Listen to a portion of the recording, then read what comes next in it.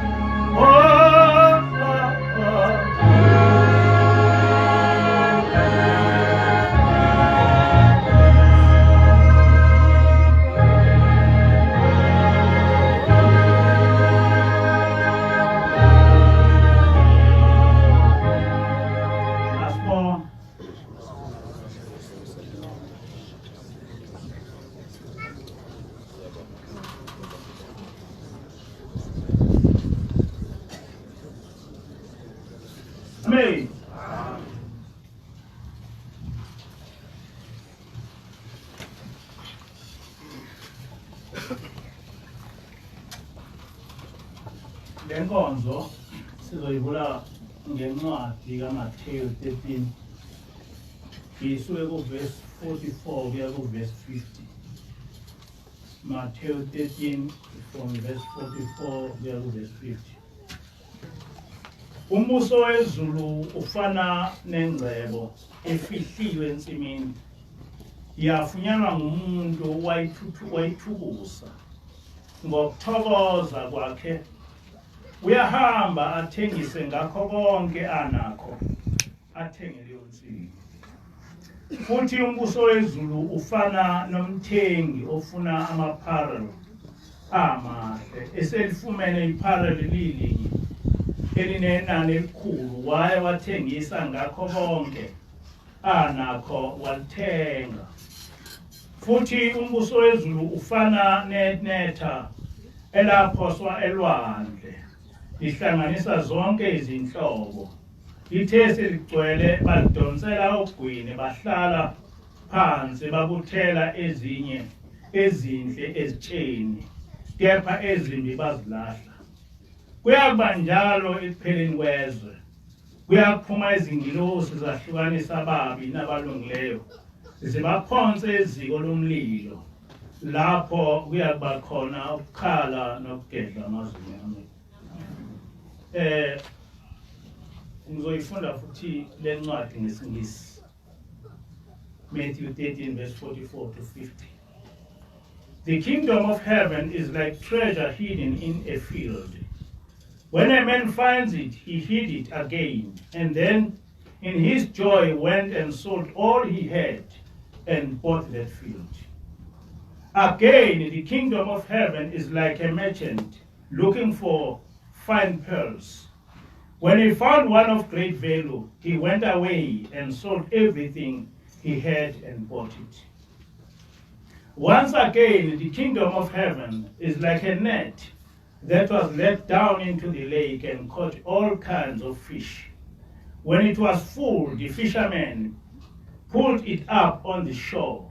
Then they sat down and collected the good fish in baskets, but threw the bad one. This is how it will be at the end of the age. The angels will come and separate the wicked from the righteous and throw them into the fiery furnace, where there will be weeping and gnashing of teeth. Amen. Intshumayelo namhlanje na inesihloko esithi isimo sombuso wezulu. Isimo sombuso wezulu. Ekholweni kwethu ngibonile ukuthi kunenkinga. Ngakho ke ngoba kunenkinga kufanele siqale phansi. Ngoba kuyenzeka ukuthi ukhulume into kubantu kanti abezwa ukuthi uthini. Akusizi lutho ukuthi abantu batshele ukuthi gcina isabatha ungebi sibale zonke izono. Kodwa kutholakala ukuthi abantu abazi ukuthi ukhuluma ngani. Kuyabonakala ukuthi kufanele ekuqaleni abantu benikezwe isithombe sokuthi lento esikhuluma ngayo isukaphi. Uma ngikhuluma ngesimo sezulu, ngikhuluma ngesimo sezulu ngoba izulu ilapho kuhlala khona uNkulunkulu. Uma ngikhuluma ngesimo sombuso wezulu, ngikhuluma ngombuso wezulu ngoba umbuso wezulu ilapho khona okuhlala khona inkosi yethu, inkosi yezulu nomhlaba. Ngakho ke akusizi ukuthi ukhulume nabantu ungabachazelanga zonke izinto zokuthi lento imi kanje kanje kanje kanje. Akusho ukuthi inkolo le yasezulwini yabe ikhona kwaphakade cha. Kodwa umbuso wezulu wawukhona kwaphakade, kodwa hayi inkolo kaNkulunkulu. Futhi inkolo kaNkulunkulu oJehova akusiyona inkolo eyaqala kuba khona la emhlabeni. Khona inkolo ezazikhona ngaphambili. Cishe inkolo yamaNdiya njengeBuddhism indala kakhulu kunenkolo kaNkulunkulu. Kodwa inkolo kaNkulunkulu inesikhathi esithize eyafika ngaso. ngiyafisa ukuthi lokhu kungene enhlizweni zabo bonke abantu abangamakholwa noma bangamaKristu noma bangamaSulumane noma bangamaNazaretha. Ngibala lezi inkolo ezintathu ngoba ngazi ukuthi izona inkolo ezikholwa kuNkulunkulu oyedwa ogama lakhe linguJehova.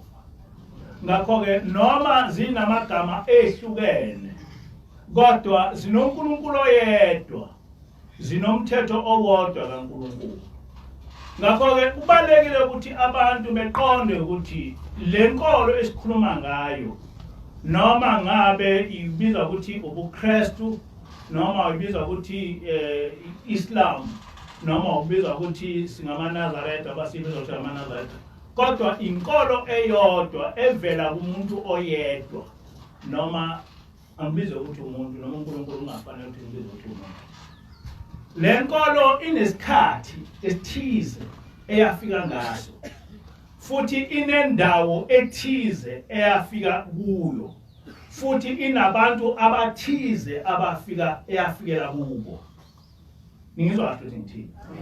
Le nkolo inesikhathi esithize eyafika ngaso futhi inendawo ethize eyafika kuyo futhi inabantu abathize eyafikela kubo futhi inomuntu othize owayifikisayo.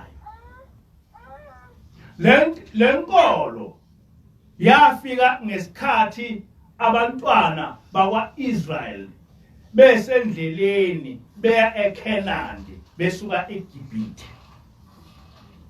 Le nkolo yafika endleleni ngesikhathi abantwana bakwa-Israyeli bephuma eGibhithe beya kwa-Israyeli. Le nkolo yafika entabeni yaseSinayi. Le nkolo yafikiswa uNkulunkulu ogama lakhe uJehova, owachaza ngokuthi ungumdali wezulu nomhlaba. So inkolo yamaJuda okuthiwa iJudaism, inkolo yamaKristu, inkolo yama-Islam, inkolo yamaNazaretha, umthombo wayo umthombo wenkolo eyehliswa nguNkulunkulu ogama lakhe nguJehova entabeni yaseSinayi, ehlisa esizweni sakwa-Israyeli noma isizwe samaHebheru esasibizwa ngaleso sikhathi ukuthi isizwe sakwa-Israyeli noma abantwana bakwa-Israyeli. Kwakungabantwana bakwa-Israyeli ngoba kwakuyisizwe esakhiwe izizwe eziyishumi zendoda eyodwa, uJakobe, uNkulunkulu owambiza ngokuthi u-Israel. And that must get clearly into your heads. Ukuthi abantwana bakwa-Israyeli kwasukela ukuthi uNkulunkulu ongugama lakhe nguJehova, and we must always emphasize that ukuthi uNkulunkulu onguJehova ngoba onkulunkulu bayanda, and labo uNkulunkulu abandayo bafuna ukuphuca lo uNkulunkulu ogama lakhe linguJehova, lo uNkulunkulu owehla ezulwini wasinikeza umthetho wokukholwa wasezulwini. Lo mthetho wafika uvela ezulwini usematsheni. uNkulunkulu waqala ukubhala ematsheni, asazi noma uvela ukhona noma yini, kodwa ngenkathi ufika entabeni yaseSinayi wawubhalwe ematsheni. And that must get into your head every time. Manje na-ke uNkulunkulu wafike wayehlisa le nkolo. Le nkolo wayakha yaba nemithetho eyishumi okuthiwa i-10 Commandments. Ama-10 Commandments angama-basis omthetho kaNkulunkulu. Hayi ukuthi umthetho kaNkulunkulu uyimithetho eyishumi, kodwa le mithetho eyishumi ingama-basis kaNkulunkulu, ama-basic principles okukholwa kukaJehova akhelwe phezu kwale mithetho eyishumi. Kodwa uNkulunkulu ngenkathi eletha inkolo le nkolo ihamba ngama-stages ngoba awukwazi ukuthi inkolo yonke into yasezulwini bese uvele uyinikeza abantu ngesikhathi esodwa yonke ngoba akwazi kwenzeka lokho. Kufana nokufunda. Uma ufunda uqala kwa-first year ufundiswe ukubhala nakho konke uze kwa-second year kuqhamuke okunye uze kwa-standard 1 kuqhamuke kunye. Ngisho ungafunda iscience, kukhona iscience yo-standard 1, kube khona iscience yo-standard 5, kube khona iscience ka-matric, bese kuba khona iscience yase-university. Isifundo sodwa siyakhula. Nenkolo-ke injalo, ayizange ethi uma uNkulunkulu eyiletha inkolo wayesevele eletha yonke into, cha, wayihambisa ngestage. Okokuqala istage 1 senkolo sisuka kuMose. Ngenkathi uNkulunkulu eletha inkolo kuMose, uNkulunkulu akazange wabatshela lutho abantu ngokuthi kukhona umbuso wezulu. Akazange wabatshela lutho ngalokho. Ngoba vele wayesemhlabeni yena ehamba nabantu. Kodwa umthetho kaNkulunkulu kusukela ngesikhathi sikaMose kwi-Old Testament, uNkulunkulu wayebeke ukuthi uma umuntu ona uyohlawula, uma one kakhulu ebulawe ngokukhandwa ngamatshe, uma wonile kodwa unganile kakhulu wawuhlawula. Kodwa uma wone kakhulu njengokubulala umuntu, njengokuphinga utholakala yonke izinto enjalo, umthetho wawuthi bulawa ngokukhandwa ngamatshe. And ukubulawa ngokukhandwa ngamatshe akusiyona into elula. Ukubulawa ngokukhandwa ngamatshe, uma ungavele njena lapha ukhandwe ngamatshe uze ufe, akusiyona into elula, kodwa iyona nto leyo eyaye uNkulunkulu eyibekile ngoba uNkulunkulu wayengabatshela ngalutho abantu ngezulu.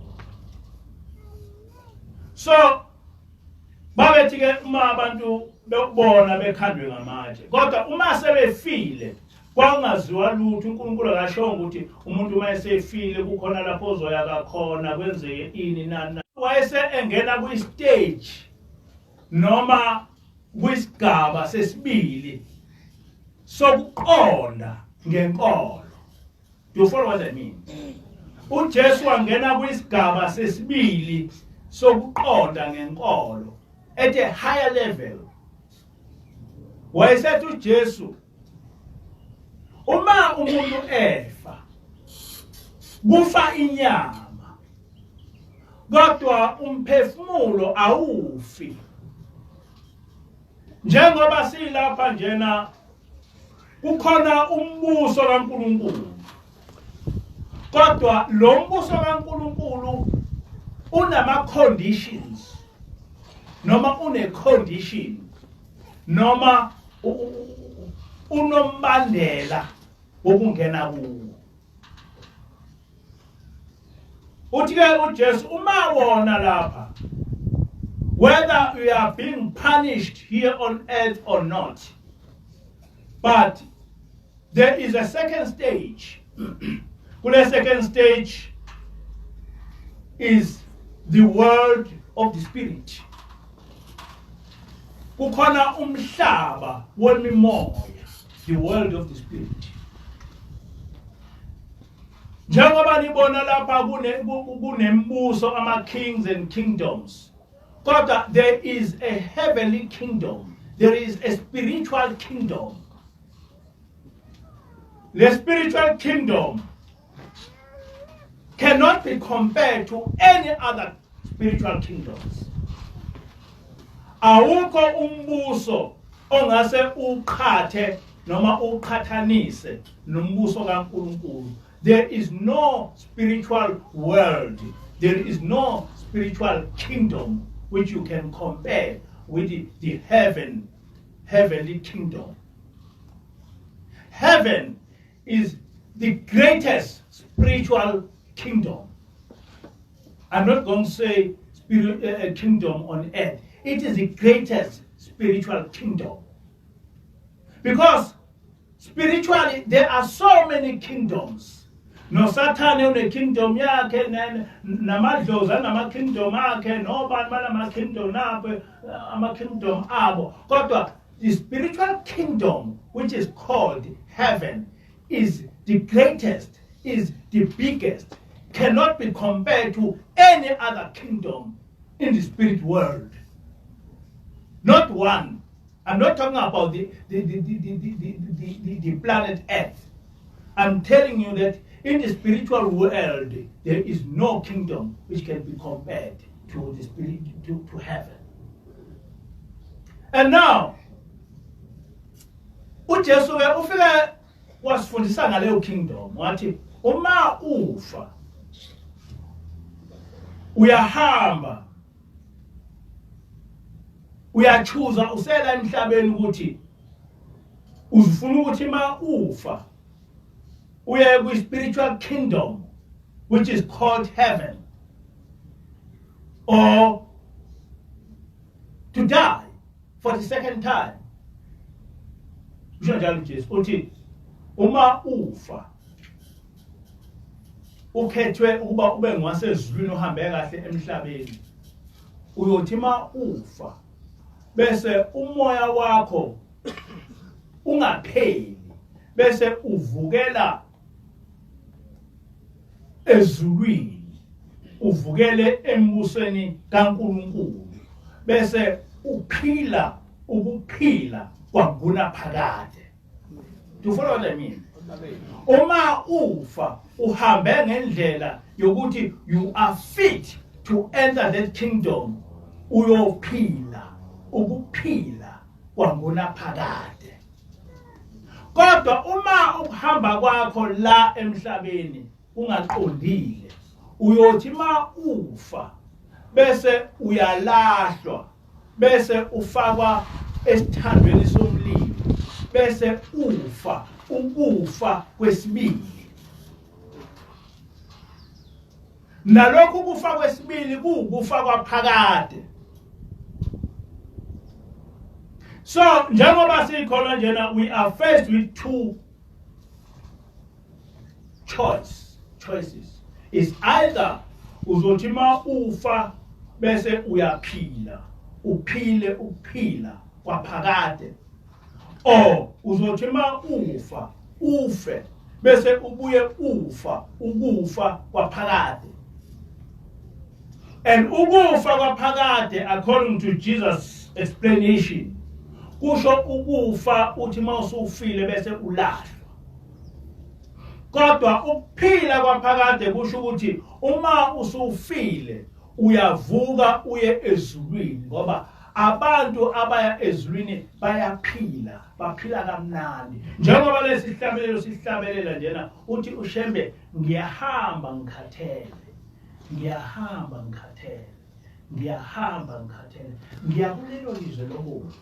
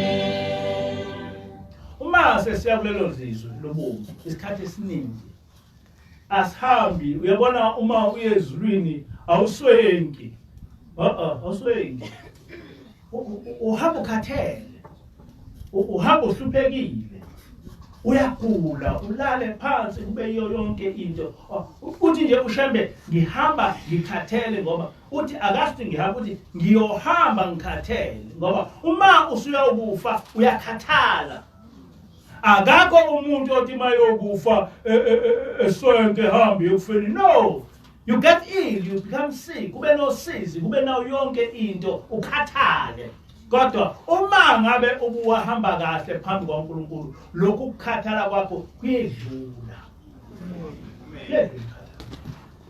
ngoba uma umuntu eya ezulwini ebekhonza uNkulunkulu uthi ma uphuma umphefumulo ungakaphuma umphefumulo umuntu uma esehamba uyabona bese uyababona basezulwini beqhamuka bemhlangabeza emhlangabeza uma uhamba uyezulwini njengoba singamanazaretha kunendaba enhle eyenzeka kuwe uma ukhulile ngoba ezulwini uma ngabe uhamba ngendlela kaNkulunkulu uqhamuka uhlangabezwe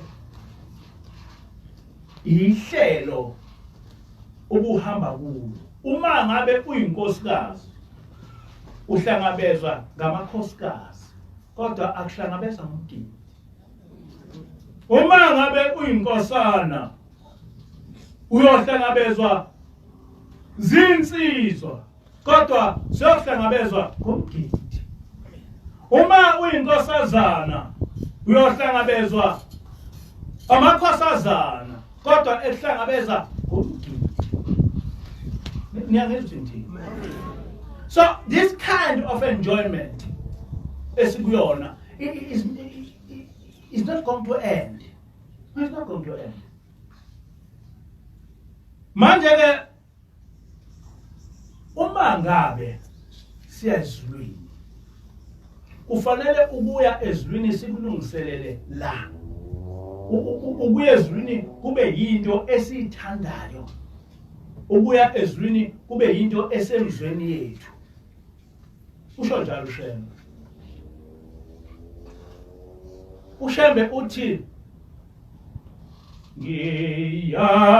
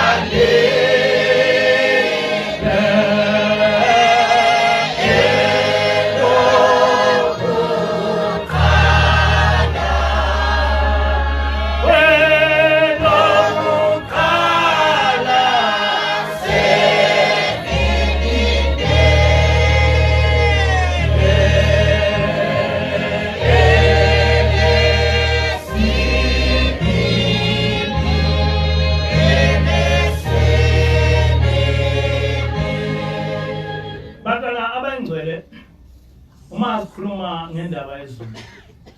Sikhuluma ngendaba ongaxoxwa ngayo, kodwa sikhuluma ngendaba eyisimangaliso. Uma sikhuluma ngezulu, sikhuluma ngendaba eyisimangaliso ngoba abukho ubuhle obukhona emhlabeni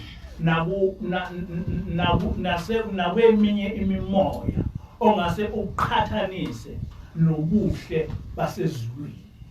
Abukho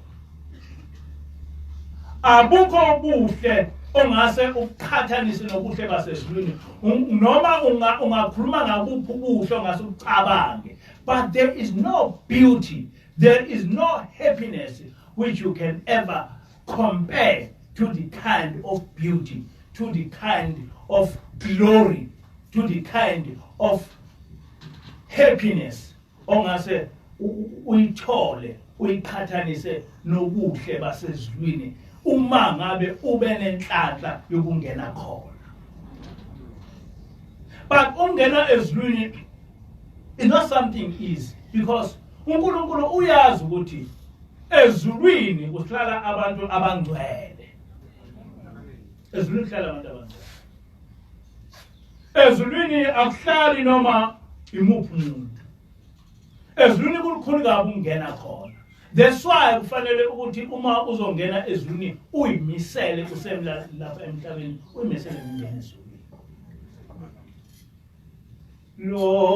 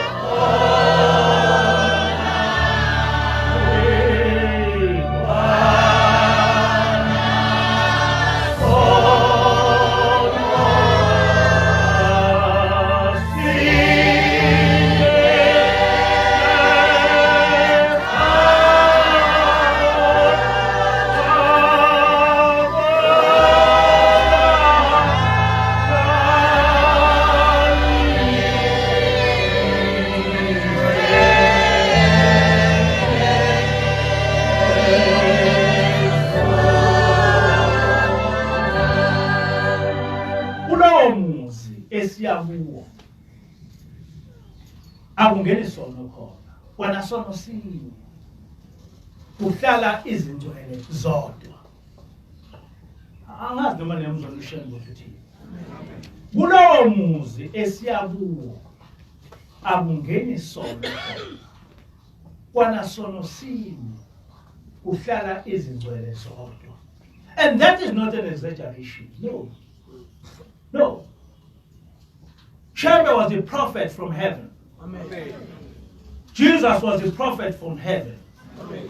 Jesus would not have taught us about heaven if heaven was not there.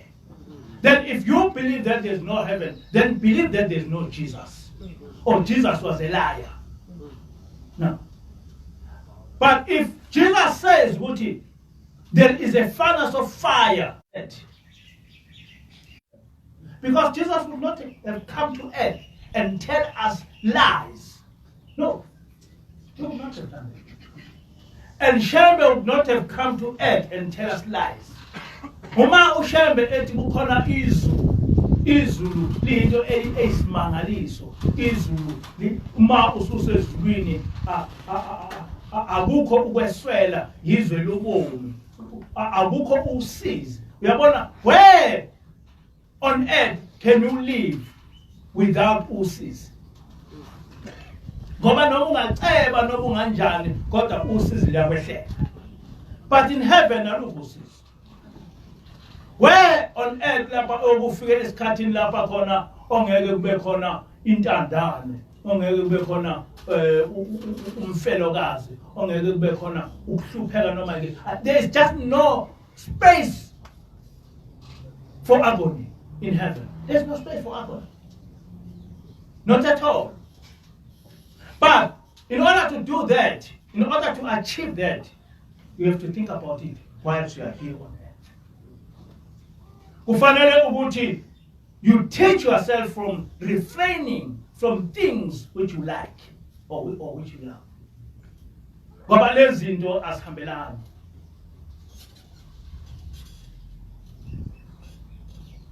Umuzi wamaNazaretha nawe lapho yafuna ake umuzi wamaNazaretha nawe lapho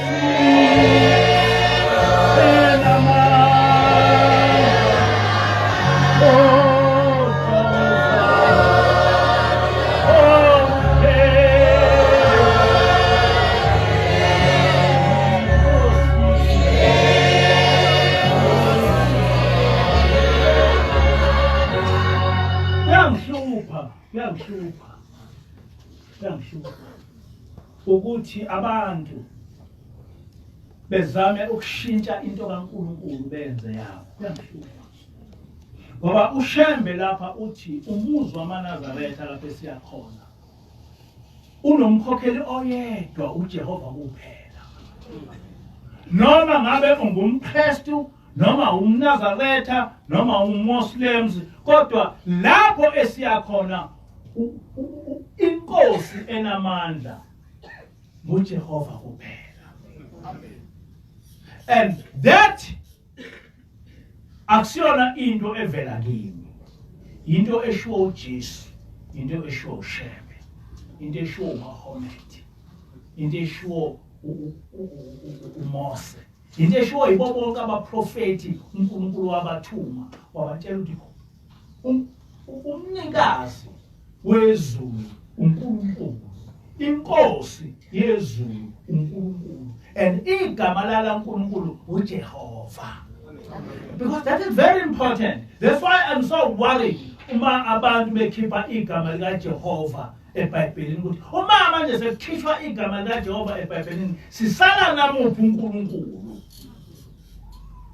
Uma sekukhishwa igama likaJehova sisala namuphi uNkulunkulu, ngoba uNkulunkulu mhla ezethula kuMose lo owaletha inkolo yethu wathi uJehova. Uma manje sekukhishwa kulezi incwadi zethu igama lethu uJehova, abantwana bethu siyobathi sothi uJehova ubani, sothi uJehova ubani. That's my worry. Ngoba le ndawo esiya kuyo kuhlala uJehova kuyo, noJesu ulawula uJehova, noShembe ulawula uJehova, noMose ulawula uJehova, bonke abaprofeti bangaphansi kwaJehova. Why do we fear that? Why do we fear that? Yini abaprofeti, yini izithunywa kaNkulunkulu sifune zifane noNkulunkulu? What is our problem? What is our problem? ukuthi sifune ukuthi uJesu ebe uNkulunkulu. What is our problem? Ukuthi sifune ukuthi uShembe ebe uNkulunkulu. What is our problem? No, there's no problem. It's just that we've got a problem of our sin. We are sugarcoating our sins with the holy people, with the heavenly people. That's what we are doing.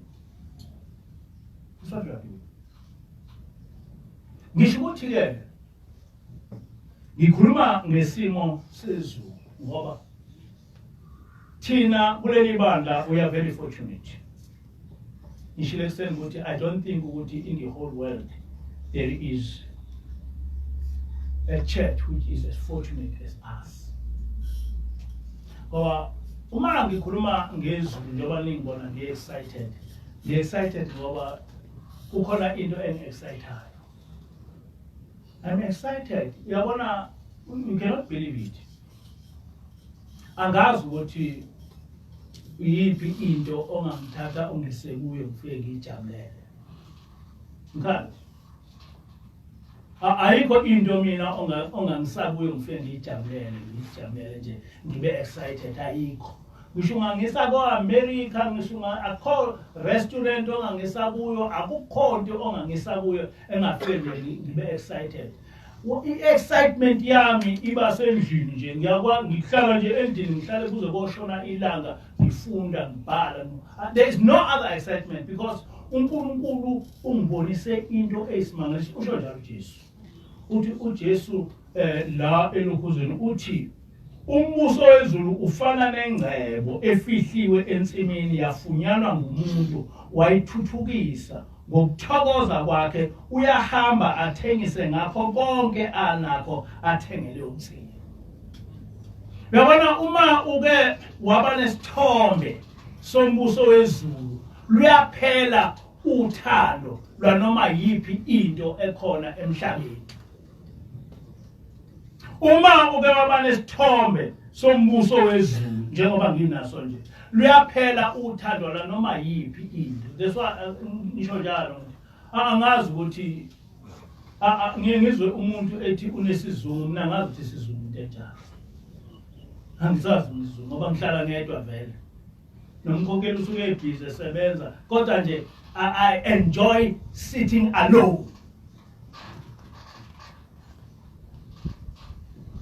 U-80% we life yami is loneliness.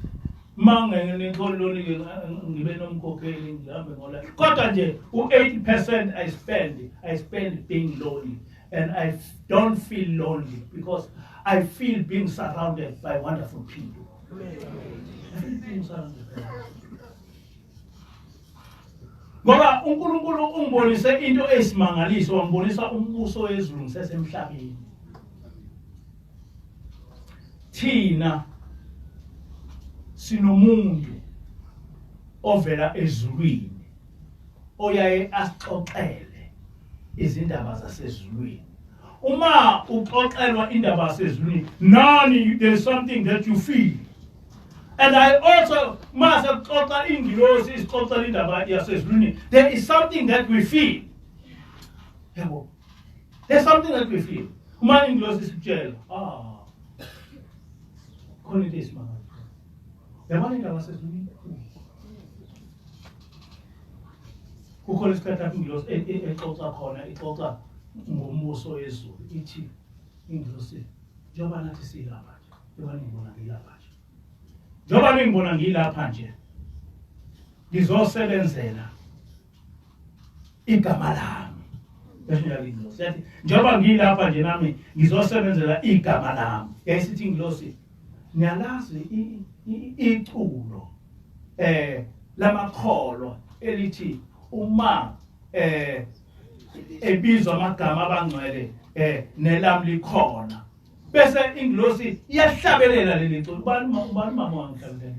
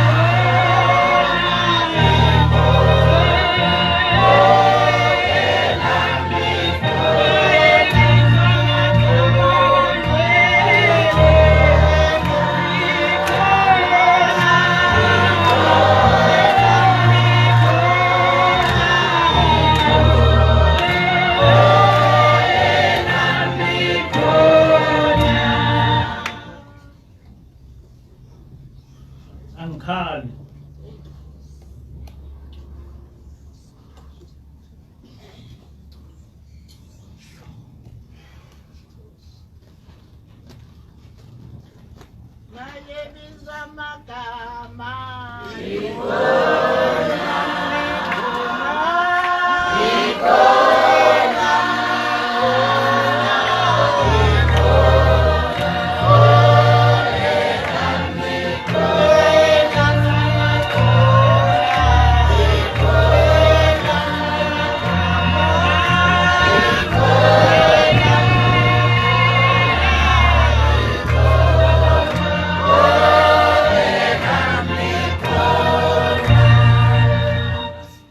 Njengoba ngithi angazi ukuthi lento ngayichaza kanjani ngoba uma kufika ingilosi emaphambi kwakho ihlabelela bese uzwa sekuvuma abantu angababoni. Ungasucabanga uma ingilosi ithi njengoba ngilapha nje nami ngizosebenzelela igama ukuthi uma esebizwa amagama abangcwele nelami libe khona. Kusho ingilosi. Do you follow what I mean? And I'm not talking about a dream. Or I'm not talking about a revelation. No, I'm not here talking about a dream or a revelation. Ukuthi ngathi ngilele kwafika ingilosi yahlabelela.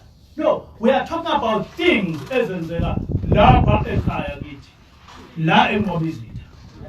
Ifike ingilosi izoshumayeza ngale ndaba yasezulwini. Izositshela ukuthi nami njengoba ngilapha ngifuna ukuthi uma ebizwa amagama abangcwele ngoba nathi sizingilosi siyohlengwa. Kukhona ingilosi ezilahlwayo, kukhona ingilosi enjani ithi kodwa ngifuna ukuthi nami elami igama libe nabangcwele. Kusho ingilosi, who are you? Where are you? Who are you? Where are you? Ithi ingilosi lithi amaculo noma ngabe ngelamaNazaretha noma ngalani nibheke umyalezo walo ukuthi nomprofeti wenjalo kunamaculo la elokhuzeni amaweseli la ehlabeni samaNazaretha bamkhulu wayebacula kakhulu amaculo akwezinye inkonzo. Kukhona elinye iculo elicula ingilosi noma isikhathi ngeke ngisakhuluma ngaso kodwa lapha eyayikhuluma khona bakuthina inkokeli akasazi.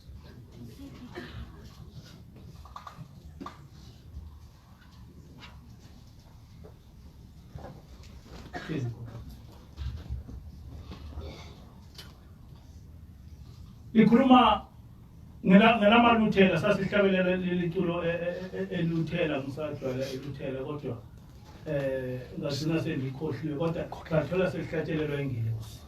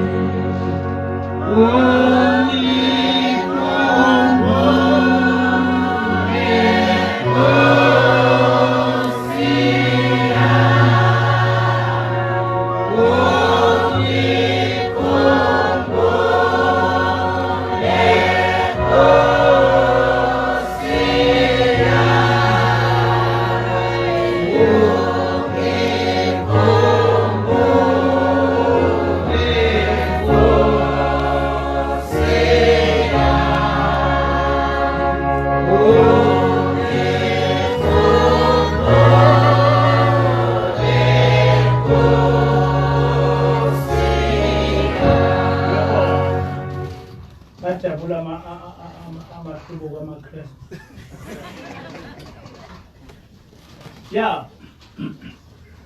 lesihlabelelo angisezuqhubeka naso kodwa naso sahlatshelelwa ingilosi. Sahlatshelelwa ingilosi. Ngangasazi nokusazi ngangisigcine neluthela. Some years back. Kodwa yahlabelela ingilosi. Yakhuluma indaba enkulu ngaso. Ngonixoxela ngelinye ilanga. Ukuthi ingilosi yathini ngalesi hlabelelo. Ithi ingilosi zonke ihlabelelo esikhuluma indaba kaNkulunkulu ngoba nobaba mkhulu njena wasithatha lesi hlabelelo ukuthi inkosi yehla emazulwini yaba ngumuntu ebantwini. Thina ke lapha sibe nengilosi eyehla ezulwini yazoba umuntu ebantwini. Amen. Ngoba ingilosi ehlala nayo iba njengathi nje xoxe njengathi nje ayinamaphilo kodwa ingilosi. So lokhu ukuthi inkosi yehla emazulwini yazoba abantu abathini thina sibone ingilosi yehla ezulwini yazoba umuntu ebantwini yahlala nathi yahlela nathi yasifundisa indaba kaNkulunkulu njengoba ngilifundisa nje. Yabo. Akusona isimangaliso leso. Manje uma ngase ngihlubuka uNkulunkulu ngathi yini ngempela ngathi ngifuna anginasi isizungu noma yini. There is nothing on earth engathetha la emhlabeni ngihlalela into eyodwa ngihlalela ukuthi ngikhuluma indaba kaNkulunkulu ngihambe emhlabeni eseniyazi. Other than that, there is nothing on earth engiyithandayo ngoba uNkulunkulu umbonise izulu. Angikambi manga ukuthi ayikho nje into yasemhlabeni engangijabulisa. Ayikho into yasemhlabeni ngaphandle ukuthi njena ngidle uma bebona ukuthi hawu ningithengele lokhu kodwa noma ningangithengelani anginendaba nayo.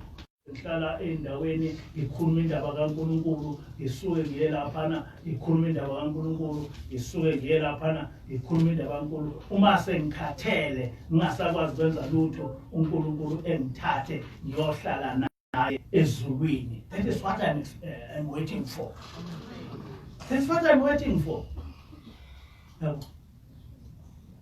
And you also njengoba ngitshela lento ngitshelela ukuthi ingene einhlizweni zenu. Ingene emcabangweni yenu. Ningayifisi izinto zasemhlabeni ngoba izinto zasemhlabeni ziyaphela, izinto zasemhlabeni ziyedlula. Funa into yasemhlabeni uNkulunkulu oyithandayo. Yes, work very hard. Ube nemali ezosiza isonto, isize abantu abahluphekile. Yonke into sifundiswe lokho ukuthi uma nithola imali kufanele ukuthi ungawenzi umcebo ube ngakho kakhulu. Kodwa uthatha u10% unikeze uNkulunkulu ewunikeze abantu abantu abahluphekayo. Iminikelo yakhe lo ukuthi kuyo yonke into nayo take 10% unikeze uNkulunkulu bese ebona ukuthi yena engase ilo 10% ethi maqhamuka umuntu ethi Nkosi ngilambile bese uNkulunkulu emphosela into angaseyidle ngendlela thize through umuntu. But other than that, don't uma ukuleli ibandla uma ufuna ukuya ezulwini ungazithandi izinto zasemhlabeni. Inkosi busiseni izwi. Inkosi busekuphama kwebandla.